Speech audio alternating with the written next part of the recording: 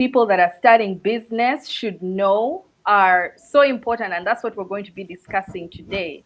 When people are starting a business, they usually do very little research, and one of the most important things that they need to know is to have a growth mindset. Number one, if you're starting your business, you must have a growth mindset. What do you think about that, Olga? I think it's the most overlooked part, and I think it's the part that surprises every single person once they start entering business, because we want to feel prepared. We start we want to learn all about marketing, sales, how to get a good client, etc, etc. But it always shocks you how much your mindset is going to have to evolve and adapt as a result of the challenges that you face when you start a business. So I 100% agree. It's the thing that blindsides everybody, and it's necessary. We need to be able to adapt to grow, because it's an environment that is going to test you a lot. Yeah. Absolutely. And oftentimes we underestimate when we're starting a business how much we need to know. When you're starting a business, you think, oh, well, the research I've conducted is going to be sufficient in this instance. And then you get there and you realize, oh my, I need to know how to talk to customers. I need to know how to market. I need to know how to speak to investors. I need to know how to scale. And all these are different skill sets. So if you are this kind of person that is rigid to growth, you're not going to go very far. How has Yeah, that been in your experience? yeah, 100%. I agree. You find that you have to learn all these skills, Mhm. and there's a lot of friction there, because I mean, you have to learn how to do them, and like when you're entering, you didn't have that projection, so it really catches you blindsided, and it's a lot of work. It's a lot of information to learn, Mhm. and it requires some sit down time and to actually put in effort towards that. And yeah, 100%, you just have to adapt. There is a certain way that acceptance just makes everything much better and the experience smoother.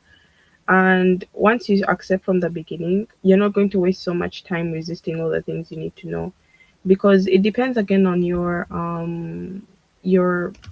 the resources available to you. A lot of people say, okay, I'm just going to pay an expert to do everything for me, but you really learn once you learn these skills, you really have a better understanding of how the whole thing works. Like, you're going to be more connected to your business, and I would say that it's the exact same for us, because learning sales, Mhm.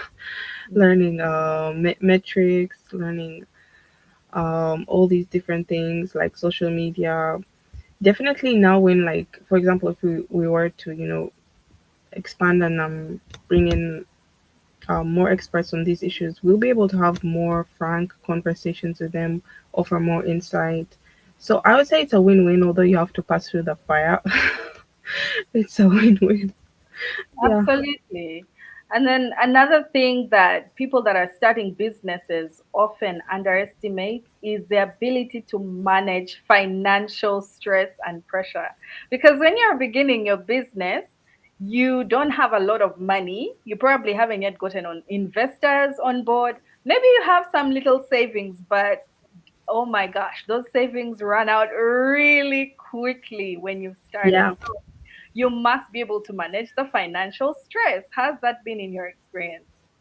It's been pretty much as you described it, and I would say that this also adds to the mindset, because like the financial stress, it's the stress that we feel every day in our lives. I would say, you're having a few good moments, and then boom, you have to start thinking about money. Something happens, you need money. We interact with the world, and that's probably like why you started a business. Why anyone out there who's an entrepreneur started a business, because they wanted to have that sort of financial freedom over themselves, Yeah. or are looking for opportunities to financially grow. So this is like a big, big part. And it adds to the stress of it all, because you want your business to perform well very quickly. Yeah. because you want to be able to earn that money very quickly, of which the business is something that needs to grow. It's something that needs a lot of time and care, and that adds to it. So once you start as an entrepreneur, you really need to get your mindset in order. First of all, you need to have that growth mindset, as in check, Mhm. but the financial aspects too, because this is a major source of stress. You kind of need to pinpoint which areas are going to be, biggest stressors for me. Is it going to be my finances? Like, legitimately, can I handle this for something like 6 months to a year? Can I actually handle, like, if we don't make money? What's that going to look like for me? How much actual capital do I have to spend? Okay, I'm going to have to bootstrap some stuff Mhm. because I don't have the capability right now to outsource or anything like that.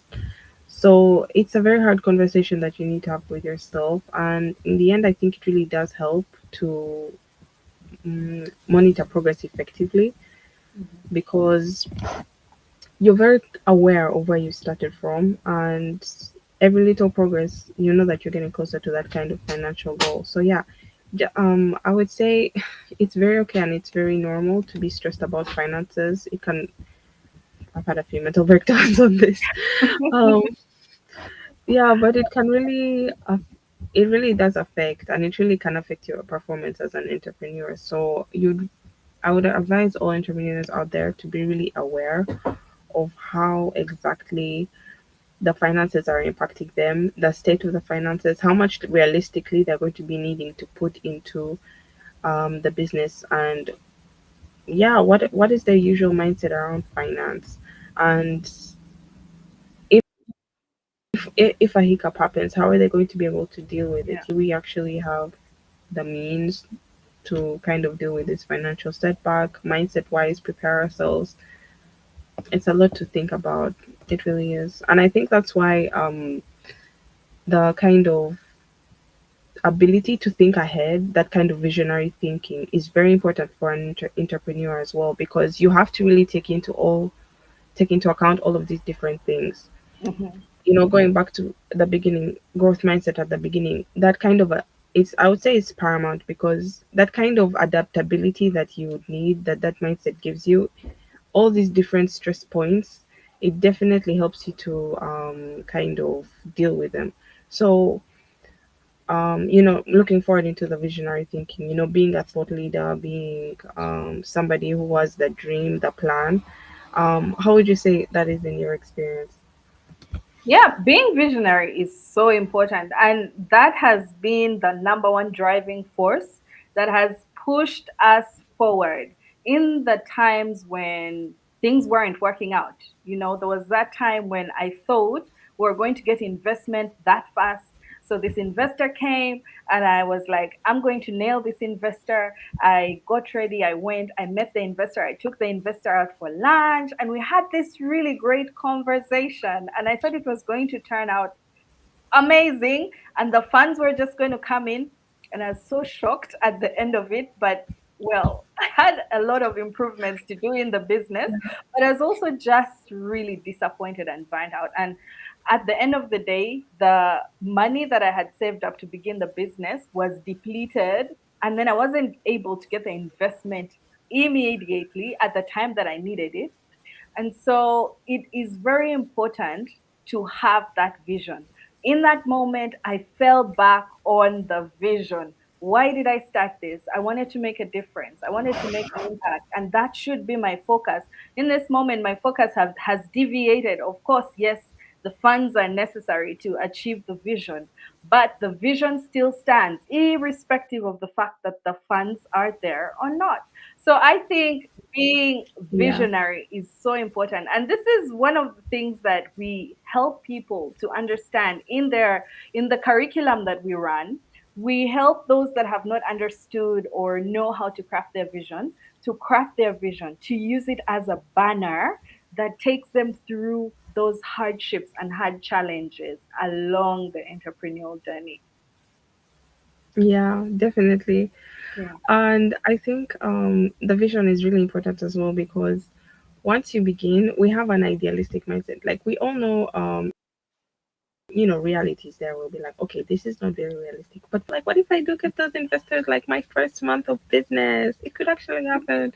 And we find ourselves like kind of hoping for the best case scenario, and consistently Yeah, when it doesn't happen, it's like, well, okay, I knew like probably it wouldn't happen, but it really didn't happen, and it made me a bit sad. So yeah, having that vision to fall back on, like having trust that okay, it didn't, it wasn't that miracle, but it's gonna get there. We're gonna get there eventually because we trust in mhm, our vision, definitely. And I agree 100%. That's why it's important that we included it in our curriculum, because you need to get your mindset right. You need to have these different building blocks in your mental structure that are going to give you that kind of mental stability to push through, to be resilient enough so that when your opportunity comes along, we can take it. absolutely. And remembering that it's not a sprint, it's a marathon. It's a long journey that Oh is my a gosh. one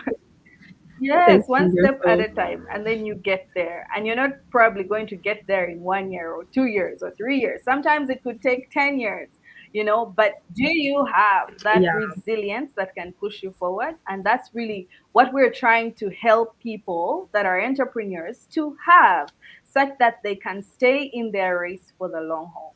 Another really important skill yeah, set that someone that's starting a business must have is the ability to lead a team. You've been in a position of yeah. leadership. What has been your experience with leading teams?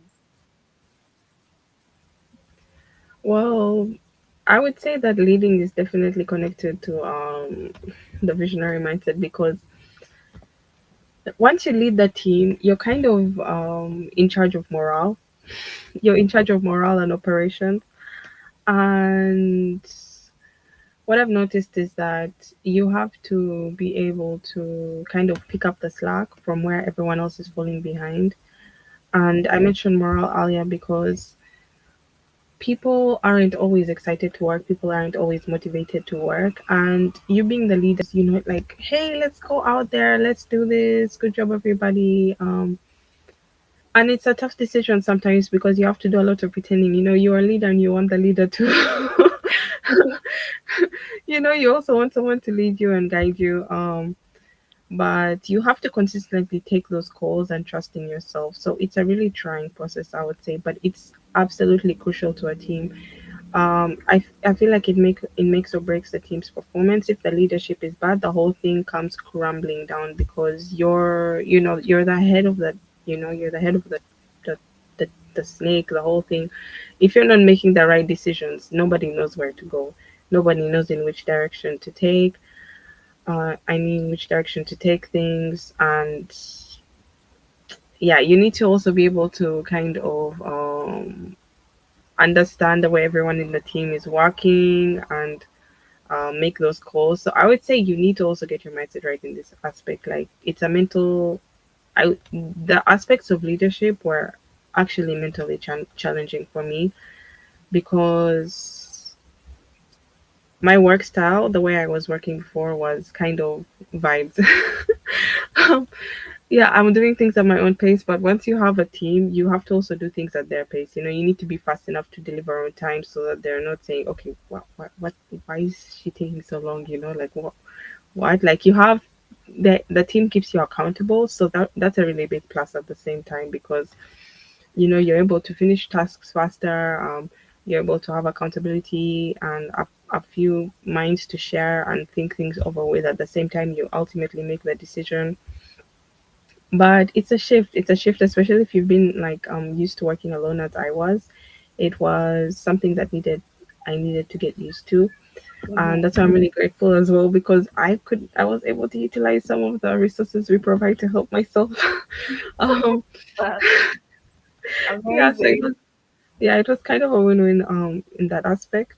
But definitely I would advise anyone out there who has recently found themselves in a leadership position. It's all right. The challenges that you're facing, I think they're very normal.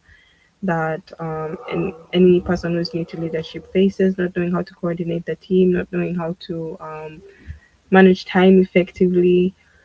Um, not knowing, if not trusting that you are able to make the right call, or Mhm. if someone else could be more suited, like, oh, I think their ideas are better. Why should I be the leader? I think they're more suited to the role. There's a lot of imposter syndrome that comes with it, but I would say with experience, you find that you're going to be able to build the confidence. And I would say, yeah, it's definitely confidence as well that would help anyone who's recently found themselves in leadership, or who has been a leader for a while and they're wondering what can I do next. Developing that confidence, because your team needs it and you need it as well, because Absolutely. you're the one directing everything.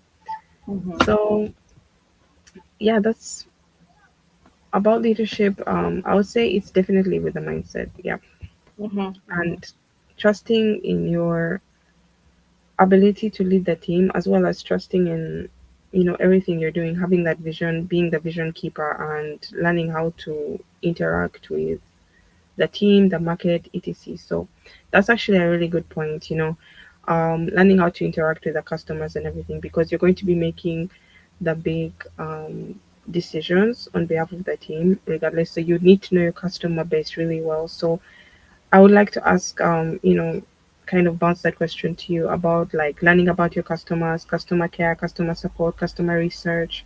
What has your experience been with that, and how has your mindset been helping you navigate that area of running a business? At first, when I entered the business, I entered about thinking about what I wanted, the value that I wanted to provide to the people. But then Yeah, that didn't work out because the people did not want the value that I was giving. So I had to go back and pivot.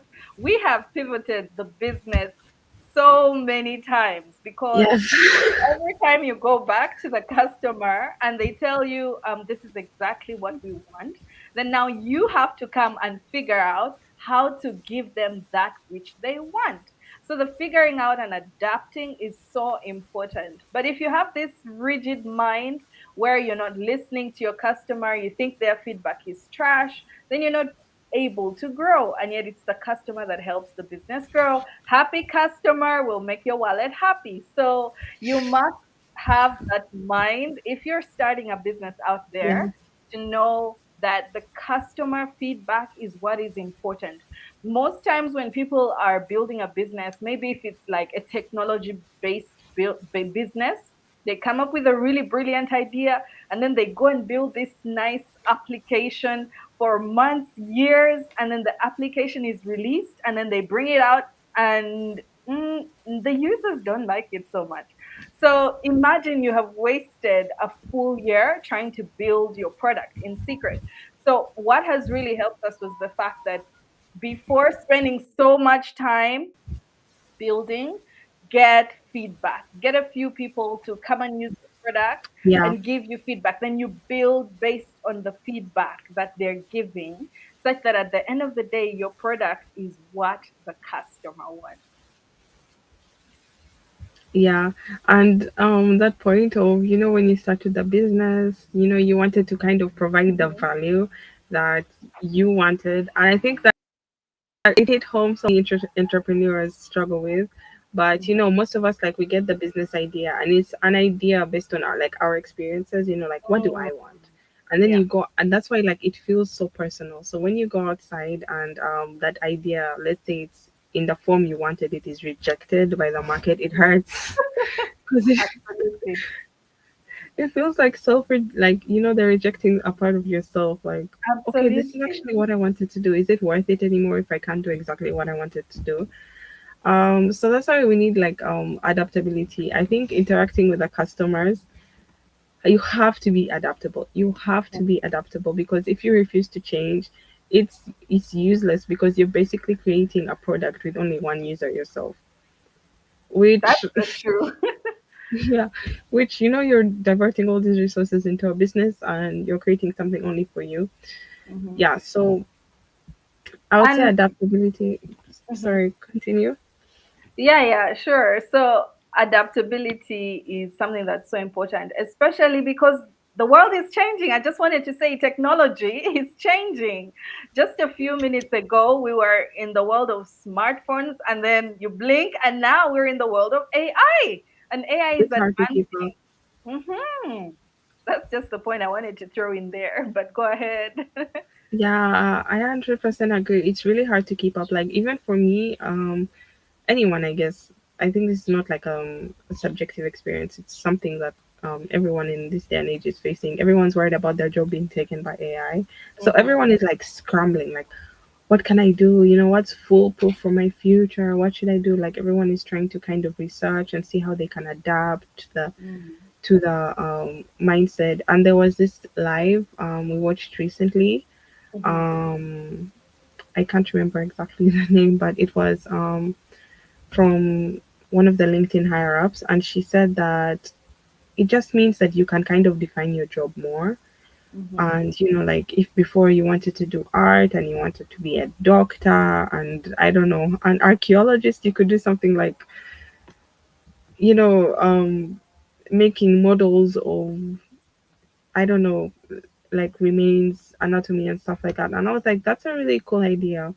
That's really Mhm. good. So I feel like it's really hard for us once we've been in that box. You know, the way everything has been set up from when we were a kid. You know, go to Yeah. school, get these grades, study only what we tell you. We only Yeah. want this in the test. Like, you know, you have to kind of really be like rigid according to whatever the higher ups want, and that's what you have to provide. Into Mhm. now coming into a space where it's like, okay, you know, all the rules we had before, abandon them. Absolutely. Everything has changed. You've come out of school with this pre-fixed mindset. You've studied on the other curriculum and you're out, and now AI has taken everything, and everything you studied was obsolete. You have Yeah, to start afresh. it's it's crazy. So now you have to be adaptable, you have to be Mhm. creative, you need to be able to think on the fly. Before you had a system Yeah. to depend on, you know, you had like, Yeah. okay, I'm going to maybe have 2 years in my, you know, my last 2 years of university. I'm gonna think about where I'm gonna go, then maybe I'll do my internship during. No, now it's like, what do you wanna do right now? You can do it right now. The market is hot right now. If you miss this chance, you're not gonna get another one and you won't be able to recognize the other one. So it's something that we're all facing, and kind of keeping that adaptability at the same time being grounded, you know, having that kind of connectedness to yourself, and at the same time that's what's going to give you the safety, the foundation to be able to move and take those risky make those risky decisions. Something something these days, you know, that can simply be like choosing to go into a field no one knows about, or choosing to Mhm. start your own field and just having, you know, the trust that, okay, I'm going to make it big, or the field is going to make it big, or this is something that's going to be relevant in the future. So I would say it's hard. Like it's hard to cast future projections right now, um, especially for, you know, your business or anything. So it makes it a bit hard to kind of see how far can I take this, like how far am I going to be able to scale this, Mhm. especially like if you're pivoting a lot, just saying, okay, how far am I going to be able to, you know, I everything I was planning before on scaling, you know, I was planning to do it business mentorship. Now I'm shifting. I'm going to do more of, I don't know, coaching, or I'm going to do more of providing a specific service, and I'm not sure how to scale that. So I think like also thinking about scalability, and Mhm. how what you're doing now, it's good, but once you know that customer base gets growing, Mhm. once that, you know, things start scaling more and more and more, how are you going to be able to handle that? What direction do you want to be able to take that? Yeah, what's your experience been with that kind of concept? Yeah, it's really so important to be able to think on a bigger picture, because sometimes your business is built and you're building just for your small community. And even when you're getting feedback on how do I build this project, the feedback that you have gotten is feedback from your neighbor and her son and your auntie and your uncle. So it's rarely a reflection of the international community. So scalability is something to think about, especially when you're starting your business. You must be able to think beyond just your country. And I think that's what has helped us to be able to reach right now the Pan African community in Zimbabwe and South Africa. Most of the clients that we're attracting are from Yeah. different parts of Africa. And the reason being that we have thought that far. And we're, of course, hoping to think further and build a product that everybody can use.